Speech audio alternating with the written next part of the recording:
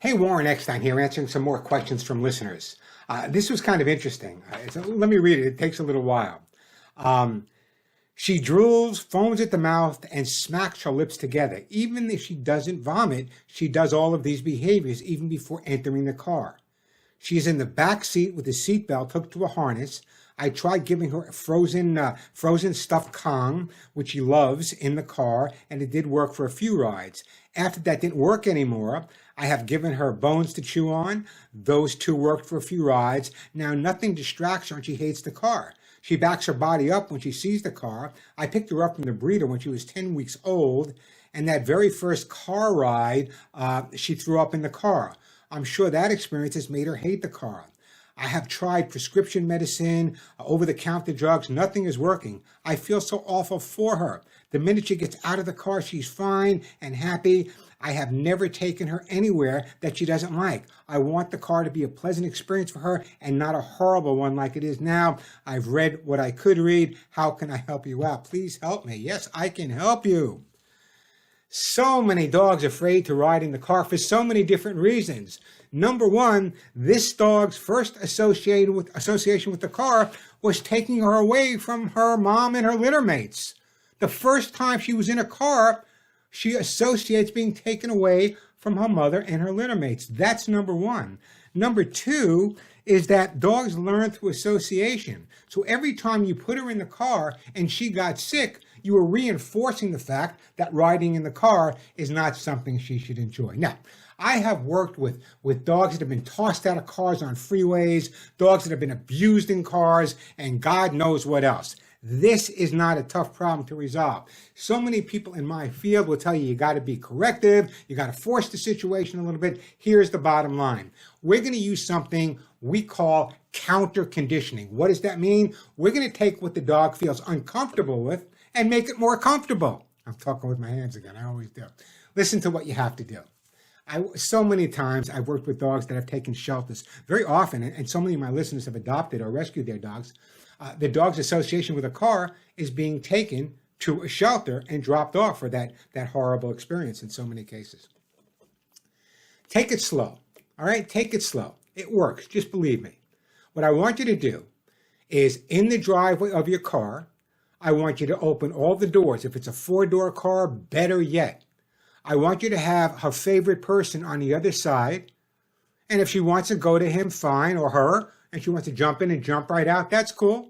I have no problem with that. Let her do that for a few days. She may not go in the first day because she associates you pulling away. So just leave the car where it is. Let her go in one side, let her come out the other side. Let her go in one side, let her come out the other side. The more she passes through, the better off we are. Now, after you've done maybe a week or so of that, I know it's not going to happen overnight. The next thing I'd want you to do would be to, after she hops in the car, close one door, leave one door open, and just kind of sit there with her. Don't go anywhere. 2 minutes, 3 minutes, when she sees uncomfortable, take her out again. The next time she goes in the car, maybe have her favorite toy or her favorite treat. But the only time she sees that one toy is in the car. That toy never leaves the car. It never goes in the house. It always stays in the car. Again, creating a positive association with the car. So that's number two. I don't know how many numbers it is. I always do that. Follow me through on this. Once you have the dog comfortable walking in one side and out the other side, once maybe you take another week and you have the dog kind of sitting in the front seat with you and then taking her out, not going anywhere, then just sit in the car with her for a few minutes, close both doors, and just kind of turn on the radio. Maybe you should listen to the pet show. I know that guy. He's pretty good. The next thing I would do is when the dog's comfortable, just sit there and listen to the radio. After you've done a while of that and the dog feels comfortable, the next thing I would do is just kind of back out of the driveway, pull right back in. Again, a favorite person comes out to greet her, back out, pull in. Then what you do is go a little bit further, halfway down the block, and have one of your friends hanging out halfway down the block. So when you stop and you open the car door to take the dog out, another major positive experience. Here's her best buddy, someone she knows, and that best buddy has a toy or a treat for her as well. Now, listen.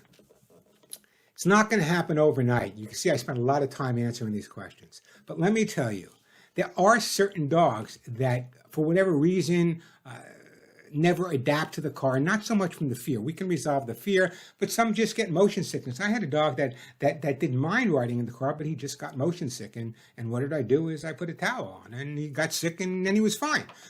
I want you to understand, again, it's not going to happen overnight, but if you follow me and you follow through on the advice I'm giving you, you will notice that things will change. If you find yourself getting frustrated, you know what to do. Go in the house, have a glass of Chardonnay, and start again another day. Don't force it. You can't fake your anxiety. You can't fake your stress. You can't fake the fact that you're not comfortable with your dog.